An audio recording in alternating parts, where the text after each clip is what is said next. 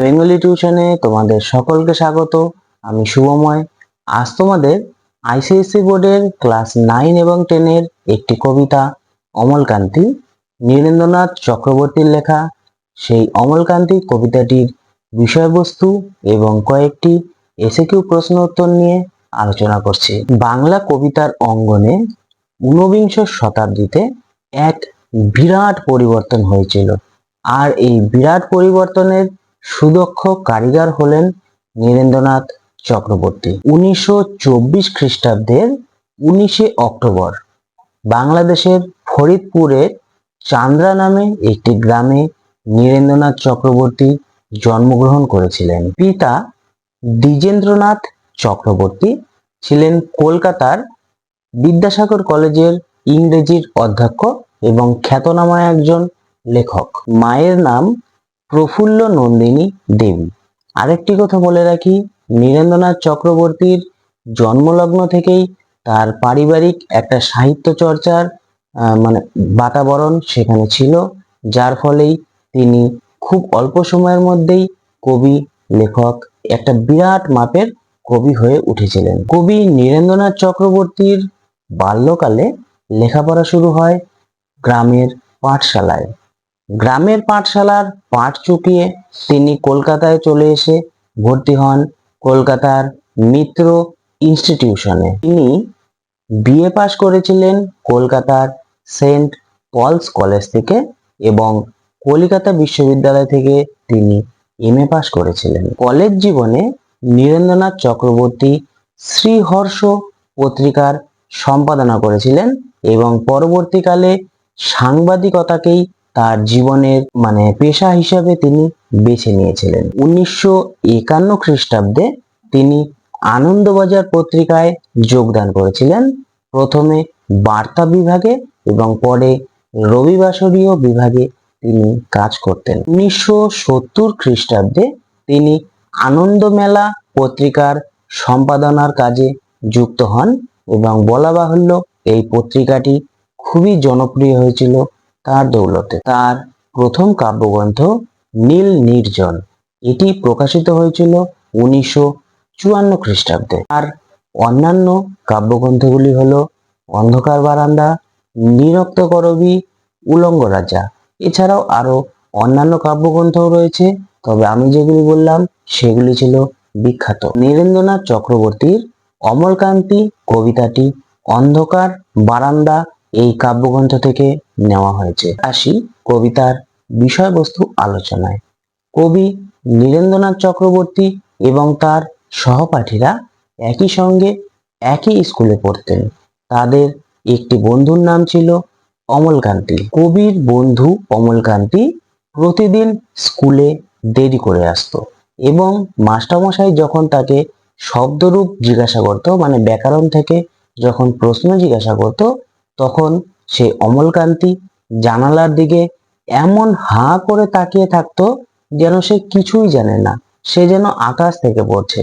তার এই দুরবস্থা দেখে কবি এবং অন্যান্য তার বন্ধুদের ভারী কষ্ট হতো। কবির অন্যান্য বন্ধুরা যারা একসাথে পড়তো, সেই অন্যান্য বন্ধুরা কেউ মাস্টার, কেউ উকিল, কেউ ডাক্তার ইত্যাদি আরো যে বিভিন্ন প্রফেশন আছে সেগুলি হতে চেয়েছিল।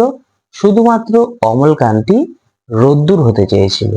রোদ্দুর বলতে সেই ক্ষান্ত বর্ষণ শেষে কাকডাকা বিকেলের লাজুক রোদ্দুর, যা জাম ও জামরুলের পাতায় মিষ্টি হাসির মতো লেগে থাকে, সেই রোদ্দুর হতে চেয়েছিল। এরপর অনেক বছর কেটে যায়, কবিরা যে যার মতো নিজের প্রফেশনে যোগ দেয়। কেউ ডাক্তার হয়, কেউ উকিল হয়, কেউ মাস্টার হয়, এছাড়া অন্যান্য বিভিন্ন কাজে সবাই যুক্ত হয়ে যায়। শুধুমাত্র অমলকান্তি কিছুই হতে পারেনি। সে বেকার থেকে গেছে। বেকার বলতে সে কাজ করে, কিন্তু সে তার মনের ইচ্ছা পূরণ করতে পারেনি। সে যে লাজুক রোদ্দুর হতে চেয়েছিল, সেই লাজুক রোদ্দুর অমলকান্তি হতে পারেনি। অমলকান্তি এখন একটি অন্ধকার ঘরে, একটি ছাপাখানায় তিনি কর্মচারী। সেই অন্ধকার ছাপাখানায় তিনি কাজ করে এবং কাজ করতে করতে যখন বিরক্ত হয়ে আসে, তখন কবি নীরেন্দ্রনাথ চক্রবর্তীর সাথে তিনি দেখা করতে আসেন। দেখা করতে এসে অনেকক্ষণ থাকে, গল্প করে, আড্ডা মারে। তারপর কবি নীরেন্দ্রনাথ চক্রবর্তী তাকে দরজা পর্যন্ত এগিয়ে দিয়ে আসে। কবি নীরেন্দ্রনাথ চক্রবর্তী এটা বলেছিলেন যে আমরা যারা মানে কবির অন্যান্য বন্ধুরা যে মাস্টার হতে চেয়েছিল, ডাক্তার, উকিল, এছাড়া অন্যান্য প্রফেশন হতে চেয়েছিল, তারা যদি ডাক্তার না হয়ে মাস্টার হতো, মাস্টার না হয়ে ডাক্তার হতো বা উকিল হতো, কারো কিচ্ছু যায় আসতো না। কিন্তু অমলকান্তি যে লাজুক রোদ্দুর হতে চেয়েছিল, সে কোনো কিছুই হলো না। এটাই কবির আক্ষেপ রয়ে গেল। একমাত্র অমলকান্তিরই ইচ্ছা পূরণ হয়নি, বাকি সবার হয়েছিল।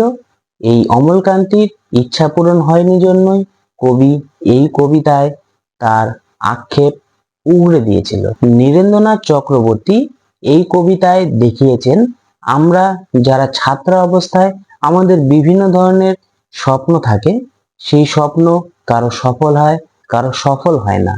এই যে সফল হয় এবং হয় না, এই বাস্তব চরিত্রটাকেই এই বাস্তব চিত্রটিকেই কবি নীরেন্দ্রনাথ চক্রবর্তী এই কবিতায় খুব সুন্দরভাবে ফুটিয়ে তুলেছেন। কেউ উচ্চ পদে কর্মরত থাকেন, কারো আশাভঙ্গ হয়ে যায়। এই আশাভঙ্গের চিত্রকেও কবি খুব সুন্দরভাবে দেখিয়েছেন এই কবিতায়। কবি নীরেন্দ্রনাথ চক্রবর্তীর অমলকান্তি কবিতাটি একটি চরিত্র ভিত্তিক কবিতা। এই কবিতার প্রধান চরিত্র হলো অমলকান্তি এবং কবি এই কবিতায় মূলত বলতে চেয়েছেন ছাত্র জীবনে প্রত্যেকটি ছাত্রের কি ধরনের লক্ষ্য থাকা উচিত। ছাত্র জীবনের আশা পূরণ এবং আশা ভঙ্গের ইঙ্গিত দিয়েছেন কবি এই কবিতায়। এটা হলো এই কবিতার বিষয়বস্তু আলোচনা। এবার আমরা এই কবিতার কয়েকটি টিকা এবং তারপরে কিছু এসএকিউ প্রশ্ন উত্তর নিয়ে আলোচনা করব। টিকা বলতে কবিতার মধ্যে যে কঠিন কঠিন ওয়ার্ডগুলো রয়েছে, সেই কঠিন কঠিন ওয়ার্ডগুলোকে আমি বিশ্লেষণ করার চেষ্টা করব। দেখে ভারী কষ্ট হতো আমাদের। আমাদের বলতে কাদের কথা বলা হয়েছে? কাকে দেখে কষ্ট হতো?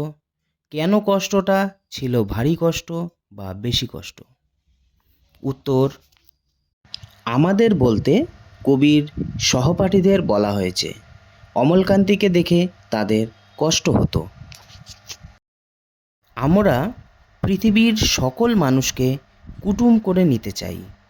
তখন যে শান্তি সুখ বিরাজ করে তাতে মন হয় স্বর্গ বুঝি মর্তের মাটিতে নেমে এসেছে। শ্রেণীকক্ষের ছাত্রছাত্রীরা পরস্পর বন্ধুর মতো। তারা একে অপরের সমব্যথী হয়ে ওঠে। একজনের সুখে সকলের আনন্দ হয়, একজনের দুঃখে সকলে কাতর হয়ে পড়ে। কবিদের বন্ধু অমলকান্তি প্রতিদিন দেরি করে স্কুলে আসতো এবং পড়াও পারত না। শব্দরূপ জিজ্ঞাসা করলে সে জানলার দিকে তাকিয়ে থাকত। তার এই অসহায় অবস্থা দেখে কবিরা ভারী কষ্ট পেতেন। অমলকান্তি সেসব কিছুই হতে চায়নি। অমলকান্তি কি হতে চায়নি, কেন হতে চায়নি? উত্তর, অমলকান্তি মাস্টার বা ডাক্তার বা উকিল হতে চায়নি। অমলকান্তি কবি নীরেন্দ্রনাথ চক্রবর্তী এবং তার সহপাঠীদের মতো পড়াশোনায় ভালো ছিল না। কবি ও তার সহপাঠীরা পড়াশোনায় খুব ভালো ছিলেন এবং তারা মাস্টার বা ডাক্তার বা উকিল হতে চেয়েছিলেন। কিন্তু অমলকান্তি তাদের মতো পড়াশোনায় ভালো না হওয়ার জন্য তিনি নিজেই ওই তিনটির মধ্যে একটাও হতে চায়নি। মাঝে মাঝে আমার সঙ্গে দেখা করতে আসে। আমার বলতে কার কথা বলা হয়েছে? আমার সঙ্গে কে দেখা করতে আসে? যে দেখা করতে আসে সে কি হতে চেয়েছিল? সে কি সেটা হতে পেরেছে না অন্য কিছু হয়েছে? অনেক বড় প্রশ্ন, একটু সাবধানে চোখ বুলিয়ে নেবে। উত্তর দেখো এবার। আমার বলতে কবি নীরেন্দ্রনাথ চক্রবর্তী তার নিজের কথা বলেছেন। আমার অর্থাৎ কবি নীরেন্দ্রনাথ চক্রবর্তীর সঙ্গে তার সহপাঠী অমলকান্তি দেখা করতে আসতেন। অমলকান্তি রোদ্দুর হতে চেয়েছিল, তিনি ক্ষান্ত বর্ষণ কাকডাকা বিকেলের সেই লাজুক রোদ্দুর হতে চেয়েছিল যা জাম আর জামরুলের পাতায় একটুখানি হাসির মতো লেগে থাকতো। সে অর্থাৎ অমলকান্তি রোদ্দুর হতে চেয়েছিলেন, কিন্তু তিনি রোদ্দুর হতে পারেননি। তিনি এখন অন্ধকার একটা ছাপাখানায় কাজ করেন, কবির সঙ্গে মাঝে মাঝে দেখা করতে আসেন এবং এটা ওটা গল্প করেন। অথচ সকলেরই ইচ্ছা পূরণ হলো এক অমলকান্তি ছাড়া। সকলের ইচ্ছা পূরণ কীভাবে হয়েছিল? উত্তর, সকলের একটা করে উচ্চাকাঙ্ক্ষা ছিল। কেউ মাস্টার, কেউ ডাক্তার, কেউ উকিল হতে চেয়েছিলেন। যিনি মাস্টারি করেন তিনি হয়তো ডাক্তার হতে পারতেন, আবার যিনি ডাক্তার হতে চেয়েছিলেন তিনি উকিল হয়েছেন। কিন্তু এগুলিতে কিছুই যায় আসে না, এভাবেই সকলের ইচ্ছা পূরণ হয়েছিল। যে একদিন রোদ্দুর হতে চেয়েছিল, সে কেন রোদ্দুর হতে চেয়েছিল তার সম্পর্কে বক্তা কি বলেছেন? উত্তর, সে অর্থাৎ অমলকান্তি পড়াশোনায় ভালো ছিলেন না। প্রতিদিন দেরি করে ক্লাসে আসতেন। শব্দরূপ জিজ্ঞেস করলে তিনি জানলার দিকে চেয়ে থাকতেন। তিনি বুদ্ধিমান ছাত্রদের মতো ডাক্তার, উকিল, মাস্টার হতে চাননি। তার সীমিত জ্ঞানবুদ্ধির ক্ষমতা অনুযায়ী সে রোদ্দুর হতে চেয়েছিল। বক্তা অমলকান্তির সম্পর্কে বলেছেন, অমলকান্তি পড়াশোনায় ভালো ছিল না। দেরি করে ক্লাসে আসতেন, পড়া পারতেন না। শব্দরূপ জিজ্ঞাসা করলে জানালায় তাকিয়ে থাকতেন। তিনি রোদ্দুর হতে চেয়েছিলেন, এখানে তার সীমিত বিদ্যাবুদ্ধির ফল এবং প্রকৃতির রোদ তার ভালো লাগতো। কিন্তু তিনি রোদ্দুর হতে পারেননি, অন্ধকার একটা ছাপাখানায় কাজ করতেন।